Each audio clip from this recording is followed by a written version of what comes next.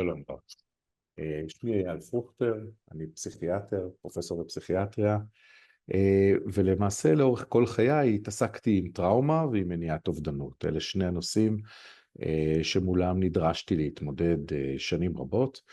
התחלתי כרופא גדודי בצבא, התודעי, אחר כך רופא חטיבתי ופינוי בית-אס, אבל די מהר היה ברור שמה שצריך זה פסיכיאטריה.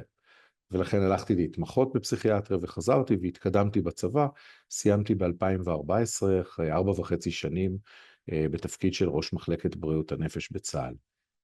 לאורך השנים שלי, גם בהתמחות וגם בצבא, התמודדנו עם גלי הפיגועים הגדולים של המחבלים המתאבדים, ולכן היה צריך למצוא הרבה פתרונות, בעיקר למענים לטראומה, וכך נחשפתי לכל הזוויות השונות של איך אנחנו מתמודדים עם טראומה. עם הזוויות האלה ניסינו לעבוד גם בצבא וגם אחר כך, כשלימדתי את זה שנה ב-USC בארצות הברית, בלוס אנג'לס, ואחר כך בתור מנהל החטיבה הפסיכיאטרית ברמב"ם ומנהל בית החולים מעלה הכרמל בטירת הכרמל. במקביל היה את האירוע הנוראי של יצחק סעידיאן, שהצית את עצמו כחלק מהמאבק להכרה לנכות מול משרד הביטחון, ואז התבקשתי להקים את המועצה הלאומית לפוסט טראומה ולעמוד בראשה, ואכן אני עומד בראשה מאז. וכמועצה אנחנו גוף התנדבותי קטן של מומחי תוכן שמנסים לתת פתרונות או להציע פתרונות למשרד הבריאות כדי שיכוונו מענים יותר טוב.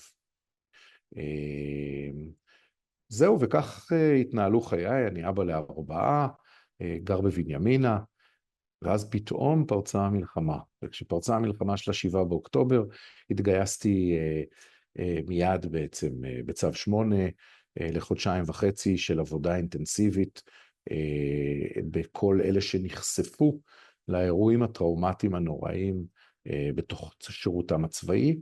חלקם גם היו במסיבת הנובה, והייתי אמור לעזור לארגן בתור ראש מחלקת בריאות הנפש צל את כל הטיפול שניתן להם בצבא, וזה מכיוון שהצבא לא התארגן למצב כזה של חירום שמתחיל בהתחלת הלחימה וכבר יש כל כך הרבה מטופלים או נפגעי נפש ודחק, ואנחנו היינו צריכים לעשות חשיבה מאוד אינטנסיבית של איך מטפלים עכשיו, של שינוי של תורות טיפול והסתכלות אחרת לגמרי על הנזקים, כי הטראומה הפעם הייתה טראומה קשה במיוחד ומתמשכת במיוחד, בין אם חוו את זה בתוך הבסיסים השונים שנכבשו, או במסיבת הנובה, או בקיבוצים שאותם שחררנו, ובין אם בעבודה בבסיס הגופות בשורה. כל החשיפות האלה היו חשיפות מאוד קשות. בתוך ההבנה של המקרים ובתוך השיח עם המטופלים, המתמודדים, הבנתי בעצם שאנחנו חייבים הסתכלות הרבה יותר רחבה. הנזקים של הטראומה הפעם הם לא נזקים פשוטים שאפשר בטיפול קוגניטיבי התנהגותי רגיל לטפל בהם, וההסתכלות חייבת לצאת מהמודל הרפואי הנוקשה של יש תסמינים, יש תחלואה, ניתן תרופות, ניתן נכות ושיקום, אלא היה צריך להסתכל אחרת. היה צריך להסתכל איך אנחנו מחזקים תפקוד ולא רק סימפטומים, איך אנחנו עובדים על שיקום שהוא שיקום קהילתי ושיקום משפחתי, והסתכלות הרבה יותר רחבה, שעובדת דרך חינוך ודרך קהילה ודרך תרבות ודרך רווחה, ולא דווקא דרך המודל הרפואי הקלאסי, כי אחרת נשאר עם הרבה מאוד אנשים עם נזקים לאריכות ימים.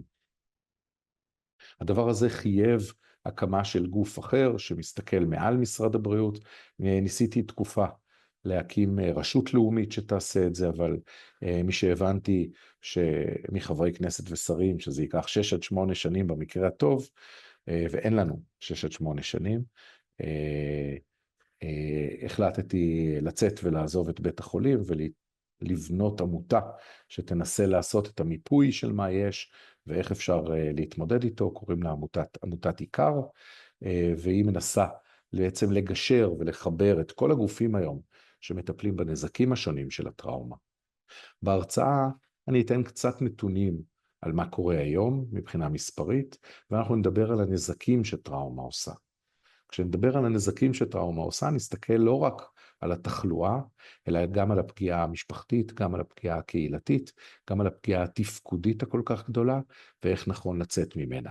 אנחנו נדבר על אפשרות של צמיחה מפוסט-טראומה, ואנחנו נקדיש זמן להראות שלא כולם ניזוקים מטראומה. למעשה, לא מעט אנשים, כולל מדינת ישראל, שקמה בעקבות טראומה, מחלימים ומתאוששים.